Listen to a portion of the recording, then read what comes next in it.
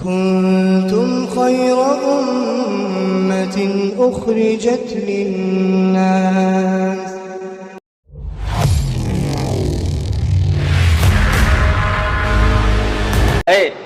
وہ زندگی میں مجاہدے سے آیا ہے اور مجاہدے ہی سے باقی رہے گا۔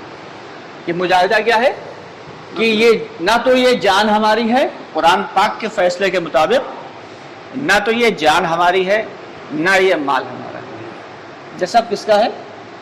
اللہ کا ہے۔ یہ جان بھی دی ہوئی اللہ کی ہے، یہ مال بھی دیا ہوا اللہ کا ہے۔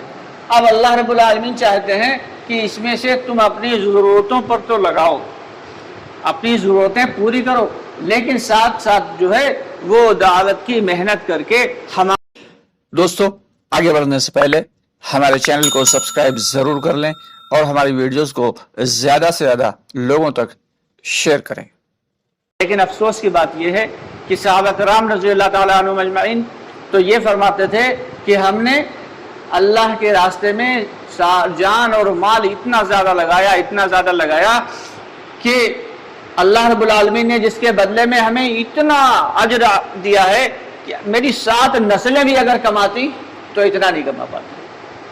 یعنی لگا کہاں رہے ہیں؟ اللہ کے راستے میں خرچ کر رہے ہیں، جان مال وقت سب کچھ، اور جواب میں تھوڑے دن کے بعد جو اللہ تعالیٰ نے فتوحات کا دروازہ کھولا تو اتنا ملا کہ صحابہ کرام فرماتے ہیں میری 7 نسلیں بھی کماتی تو اتنا کما نہیں پاتی۔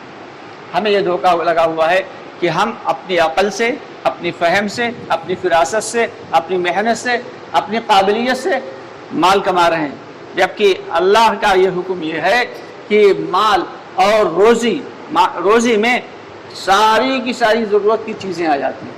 جتنی اللہ رب العالمین نے مقدر میں لکھ دی ہیں اس سے نہ شمہ برابر کم ہوئے گی نہ شمہ برابر زیادہ۔ اور دین کو اللہ رب العالمین نے مجاہدانہ صفات پر رکھا ہے کہ جتنا زندگی میں ہم مجاہدہ کر لیں گے دین کو سیکھنے کے لیے، مسائل کو سیکھنے کے لیے، قرآن پاک کو سیکھنے کے لیے، قرآن پاک کو پڑھنے کے لیے، قرآن پاک کو سمجھنے کے لیے، احادیث شریفہ کو سمجھنے کے لیے جتنا مجاہدہ کر لیں گے اتنا ہی ہماری زندگی میں دین آتا چلا جائے گا۔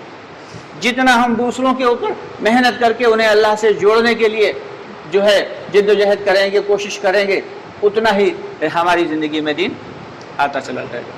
لیکن ہمیں دھوکہ یہ لگا ہوا ہے، ہم یہ بھول جاتے ہیں کہ ہمیں مرنے کے بعد آخرت میں بھی جانا ہے۔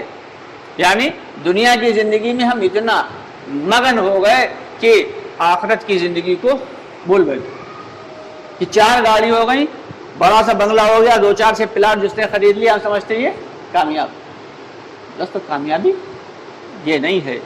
اگر ایسی کامیابی ہوتی تو فرعون سب سے بڑا کامیاب ہوتا، بہت بادشاہت تھی بہت بڑی۔ شداد بڑا کامیاب ہوتا، بڑی عیش پرستی والی اس نے جنت بنائی تھی، اتنا مال تھا اس کے پاس۔ نمرود وہ سب سے زیادہ کامیاب ہوتا، قارون سب سے بڑا کامیاب ہوتا، لیکن یہ سارے کے سارے ناکام۔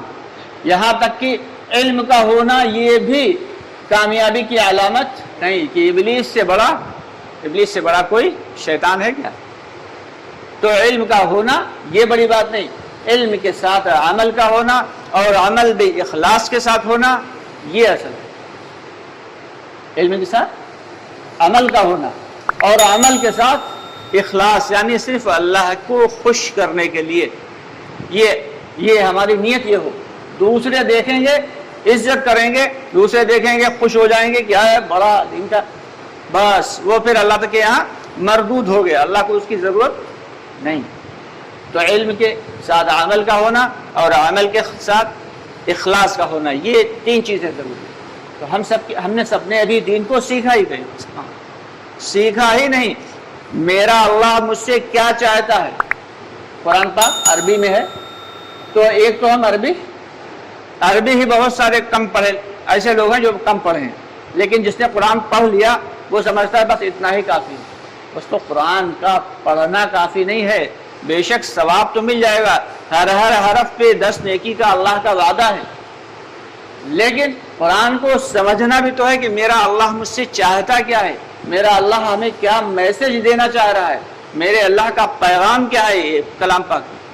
غیر ایمان والے نے، یورپین نے جو ہے وہ قرآن کے اوپر ریسرچز کر کے اور ایسی ایسی چیزیں ایجاد کر لی، ایسی ایسی چیزیں ایجاد کر لی جس کا ہم گمان بھی نہیں کر سکتے، اور آج ہم قرآن کو پڑھنے کی اور سمجھنے کی کوشش ہی نہیں کرتے۔